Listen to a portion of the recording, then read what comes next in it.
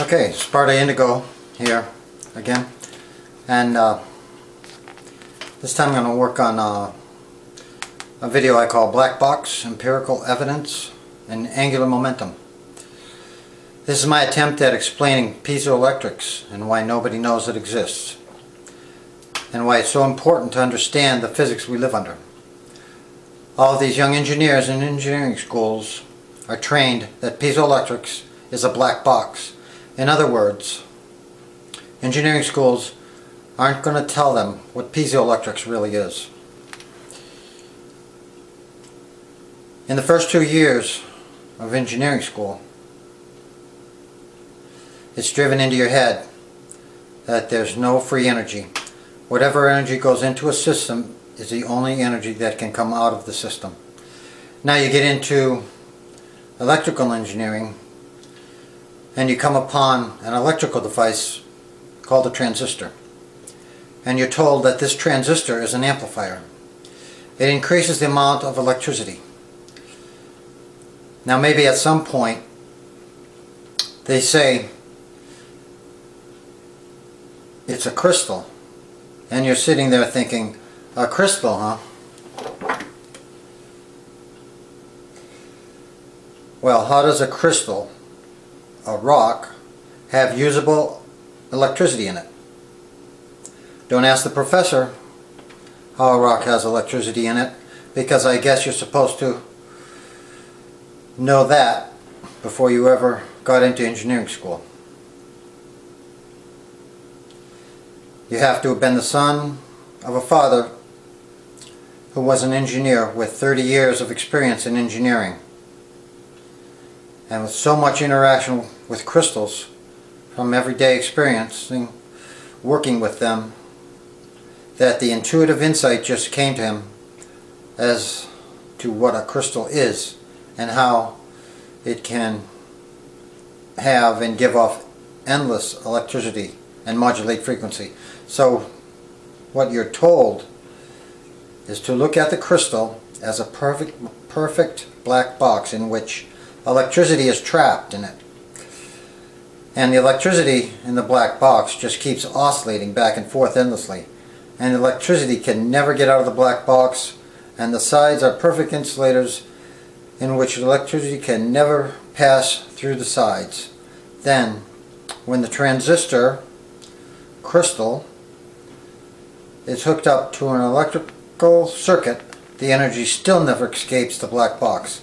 If your head isn't spinning by now, you had a good mentor that explained crystals to you 10 years before you ever got to engineering school. Right, you got it. The energy going into the system does not equal energy going out of the system.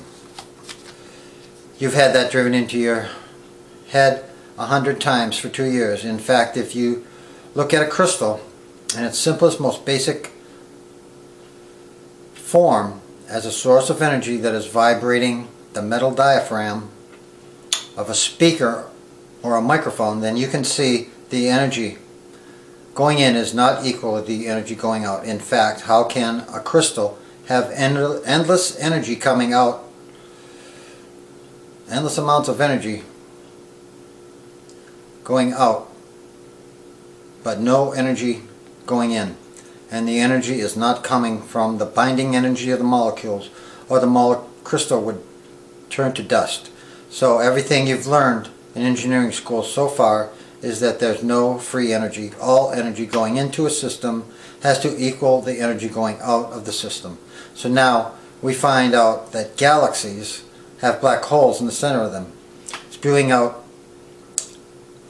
energy that coalesces into matter. Then we find out that stars have black holes in them that spew out energy that coalesces into matter. Now we find out that even crystals have black holes in them, that energy comes into this dimension from the lightless black hole of the crystal.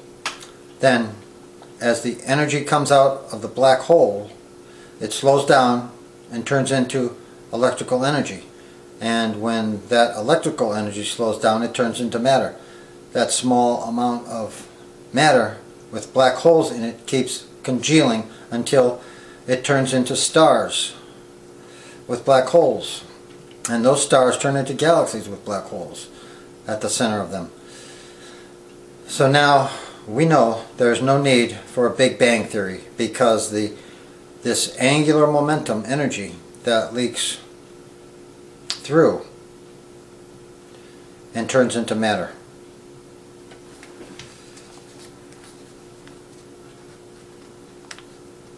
Everything can be known by our senses, and we have 6 senses, not 5. Because our common sense is one of our senses. Sometimes knowing by our senses can be difficult. In those cases it's called non-intuitive. That just means it takes a little more study, but ultimately the only way anything can be known is by our senses. Empirical evidence. Now, I said the word angular momentum. This is why my videos are so hard to make, because one idea just keeps leading into another idea. So what a physicist will tell you is coming out of a black hole is angular momentum. I have to drop this here and do another video on angular momentum and in between states. But so far, the angular momentum coming out of black holes, does not have any intelligence connected to it. There's no empirical evidence that shows angular momentum has intelligence connected to it. So, sorry, one creator God people, but angular momentum is not God. You just have to say that for some people. Angular momentum is rogue, it's primal. Angular momentum is a self-organizing system. Self-organizing systems have to interact with each other's different agendas. That causes life. A positive angular momentum spin has to react to a negative angular momentum spin. Even two self-organizing positive spins have to react to each other, causing an elementary form of life. When the one creator God people say no one can know the mind of God, then right at that point they destroy everything they are. Because if no one can know the mind of God, then what's the point? Why bother with the God you can't know how it works? We know how nature works. We watch it every day with our empirical evidence. If we can watch it and study it and learn from it, then we can master it and control it. We can evolve by our knowledge of how nature works. Jumping back to angular momentum here again, and its primal reactions with other angular momentum, all of these reactions get held in a memory field. How do we know there's a field that holds memory of angular momentum? Because we are so highly evolved now that we developed a word for it. That word is archetype. All well-studied people know that an archetype keeps evolving, and an archetype changes one's nature and causes a compulsiveness when activated. And we know this by our own empirical evidence. Now, leaving pure physics here at the end of this talk, I think it's really important, it's really interesting how the atheists on the web are doing a good job using logic and reason. But if they really knew how the physics we live under works, they would do a much better job with logic and reason. I heard one of these atheists say, evolution doesn't think. Well, actually evolution is at such a high level now that it does think. And high-level consciousness people are making it think. Hence we have the superconscious mind. The archetypes think through us and into us. Archetypes have already created the future. This has been known since the time of the ancient Greeks, and modern Western science has even improved upon the Greek knowledge. When I see sharp minds like Stephan Molyneux and Jorden Peterson giving their talks on the web, they don't know it, but they're using archetypal reality to get their insights, foresights, realizations, and revelations. I can see clearly that Stephan and Jorden don't really know what an archetype is. If you guys, Stephan and Jorden, really knew what an archetype is, you could change the world within your lifetime. With your excellent communications abilities, your large audiences, well, you would have the answers to today's political and one creator God problems.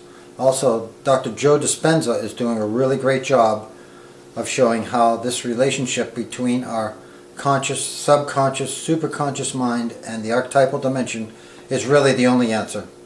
When enough of the population knows about this side of life, there will be no need for any socialist medical system or any religions, no need for any of the establishments we have now. The one-Godders are angry and jealous because they can't evolve and get miracles in their lives. As one moves forward, you find out that miracles aren't miraculous. They're the physics of keeping the traumas cleaned out of the subconscious mind. Also, the atheists can't evolve because as much as they think they have overcome one creator God ideas, they haven't. They still have one creator God ideas stuck in their subconscious minds. Atheists, you need to take a look at archetypal knowledge. An archetype changes one's nature and causes a compulsiveness when activated. You are already using it. You might as well know how the physics you're using is evolving you. This is just amazing with this archetypal reality and how everyone has their own specialty that can advance everyone else. It does take a long time for insights and synchronicities to accomplish the root of the subconscious to the superconscious and then into the conscious mind. But when we share knowledge, it comes fast in the overall. So, let's go, guys and ladies. Talk to your engineering friends. They'll tell you this black box story is true. Let's get this out in the open. Let's get conscious, viable people in the know about piezoelectrics, black box, archetypes, empirical evidence, knowledge, and the proof of the evolving memory holding field that we know is true because we use our own bodies to make it happen. Alright, thank you for watching my videos. I'm going to work on another one. Get back to that angular momentum stuff. I'm going to work on another one with this guy. His name is Martin Gardner in his Ambidextrous Universe. So I got some real good ideas for this one. This one's going to be really cool too. Alright, thanks for watching my videos. Have a great day.